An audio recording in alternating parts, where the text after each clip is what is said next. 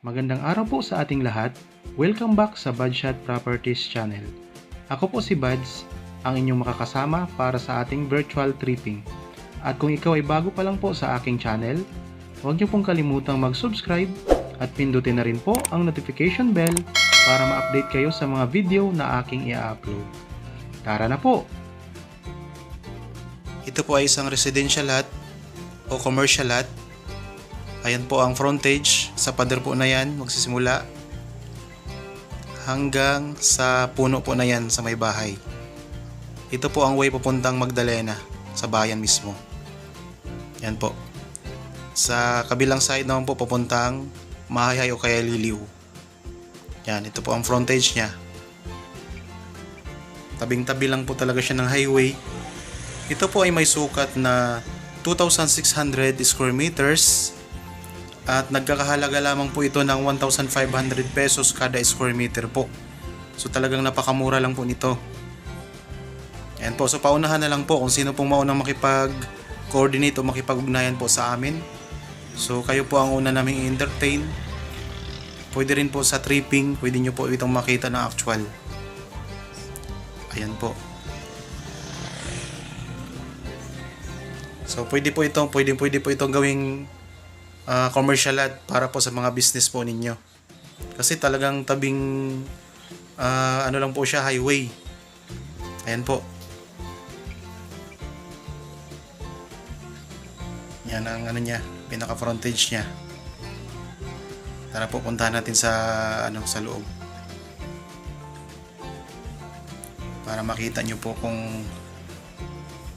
gaano to kaganda. Tabing highway. Bihira lang po tayo makakita ng ganito kamura na tabing highway po.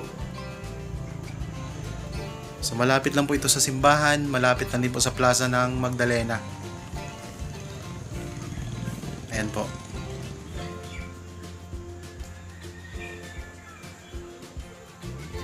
Hanggang doon po sa may mga puno, yun po yung pinaka-boundary niya.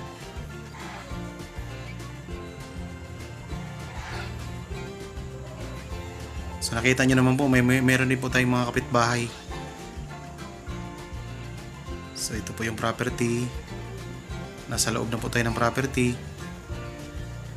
So kung kayo po interested, may cellphone number po tayo nasa gilid ng video po na ito. May messenger din po at saka Viber. So paunahan na lang po kung sinong maunang makipag-coordinate, makipag-communicate sa amin.